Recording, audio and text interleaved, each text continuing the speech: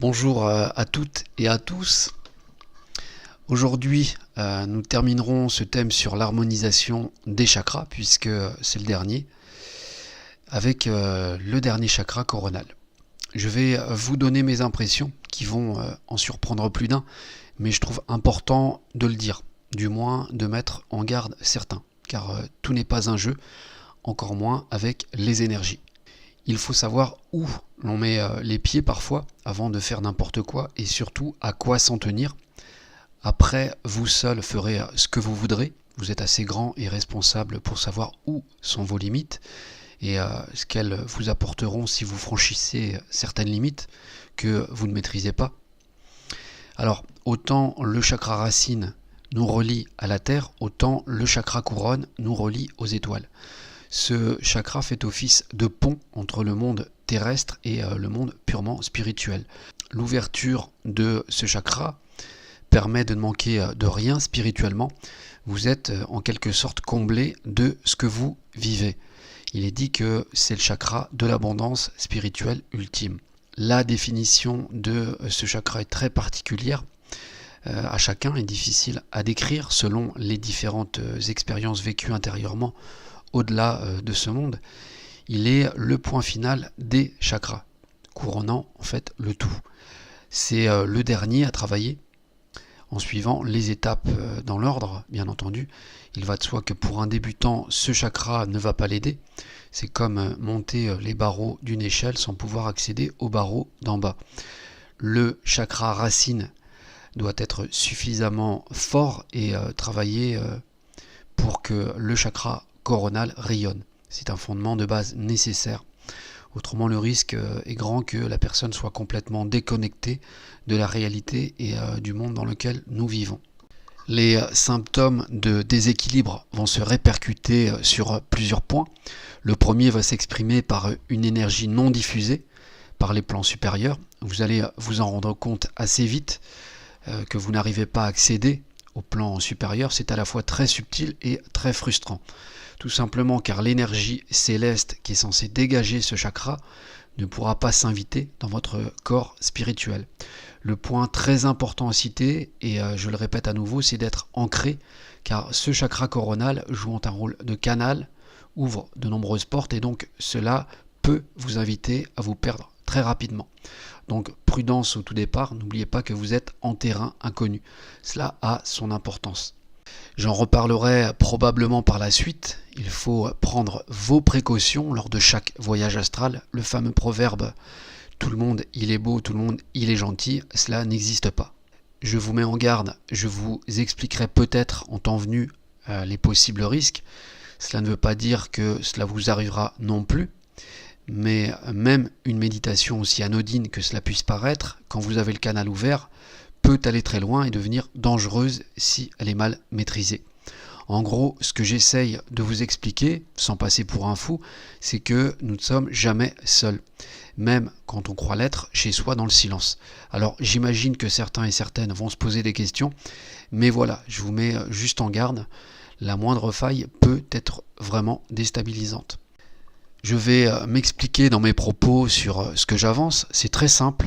En ouvrant ce canal, vous allez avoir accès à un tas de choses très fortes au niveau de la perception et de l'intuition. Mais souvenez-vous que rien n'est jamais gratuit, surtout ce qui est trop beau. J'essaye juste de vous dire qu'un retour de bâton peut être envisageable, car c'est souvent le cas. Vulgairement, on n'est pas à l'abri de choper des merdes, tout simplement. Donc cela demande une bonne protection et de se nettoyer énergétiquement régulièrement. Vous allez avoir la capacité de ressentir et de ne faire qu'un avec l'univers, ce qui est formidable, mais dans un autre sens, vous devenez aussi fragile et friable si vous n'êtes pas capable de vous protéger et de vous nettoyer. Je parle bien sûr d'autres plans, car en faisant l'erreur d'être trop naïf ou naïve, votre canal, du fait qu'il soit ouvert, laisse la porte ouverte à des tas de choses, notamment qui souvent nous dépassent. Cela peut être des entités, par exemple, pour ne citer que.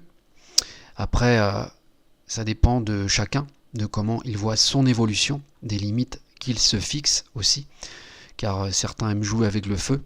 Donc il ne faudra pas se plaindre ensuite, car des vies basculent malheureusement parfois. Il faut en être conscient, souvent dans la folie.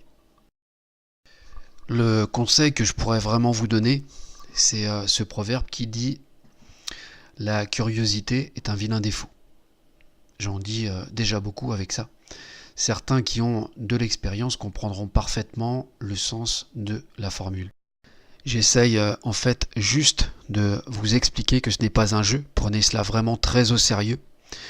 Il faut prendre conscience qu'on est constamment entouré d'entités et de forces négatives qui cherchent constamment des failles. Tous les stratagèmes sont bons pour elles, donc ne tombez pas dans le panneau et surtout ne les sous-estimez pas, car elles sont bien plus malignes que vous le pensez. L'idéal est de rester les pieds sur terre, de se contenter de ce que l'on a parfois. Croyez-moi, l'époque des bisounours est révolue, et ça je peux vous le garantir. À tous les étages, qu'ils soient terrestres comme célestes, il y a du bon et du nettement moins bon. C'est pourquoi il faut garder beaucoup d'humilité en général. On n'est pas à l'abri de rien. Et la meilleure protection, c'est de toujours rester dans une bonne ligne de conduite, c'est-à-dire dans la lumière, et surtout de ne faire confiance qu'à son intuition et à soi-même. Même en montant très haut en vibration, on trouve son maître. Donc restez humble, je le répète à nouveau, il y a des forces qui se nourrissent de positifs, d'autres de négatifs. D'ailleurs, c'est bien compliqué de le savoir réellement la plupart du temps. Elle fonctionne comme le yin et le yang, et comme les humains aussi. Il y a du bon et du moins bon partout. Les cas de possession ou des gens ayant fait dans leur jeunesse des expériences de spiritisme, par exemple, pourront vous en parler plus justement que moi, surtout lorsqu'ils ont dû faire appel à des professionnels, car leur vie devenait un enfer. Donc par la même occasion, ils vous parleront des dangers que vous encourez. C'est pourquoi veillez toujours à rester les pieds sur terre. Toutes les personnes amenées à faire des choses négatives les attirent à eux, naturellement. Alors cela peut marcher un temps, mais au bout du compte, ils paieront la note finale quand même. C'est aussi simple que ça. Là encore, rien n'est jamais gratuit. J'espère que je ne vous ai pas trop choqué avec les propos, mais c'est une réalité dont il faut tenir compte, même si beaucoup ne veulent pas le voir aujourd'hui. Donc je trouvais nécessaire d'en parler. On est constamment dans un monde où les vraies sources d'informations ont tendance à être formatées très rapidement, car cela gêne et cela dure depuis la création de la Terre. On nie et surtout on ne veut pas montrer la vraie réalité. On veut montrer aux gens uniquement du beau. Or, il n'y a pas que du beau, tout le temps. Vous pouvez le constater par vous-même, surtout dans le monde où nous vivons actuellement. D'ailleurs, le monde dans lequel nous vivons est fait de yin et de yang. C'est une alternance continuelle entre ces forces qui amènent un équilibre à certains moments, à d'autres un déséquilibre, dont il faut prendre compte. Et il n'y a là aucun mal à en parler, c'est la réalité. Ne dit-on pas un mal pour un bien? Cela en est la preuve. Bien entendu, il s'inverse aussi dans une situation moins favorable. C'est également le cas de la vie et de la mort. On ne peut le nier. Personne n'est immortel jusqu'à maintenant. Nous sommes constamment dans le changement perpétuel, comme les saisons, qui sont les meilleurs exemples sous nos yeux.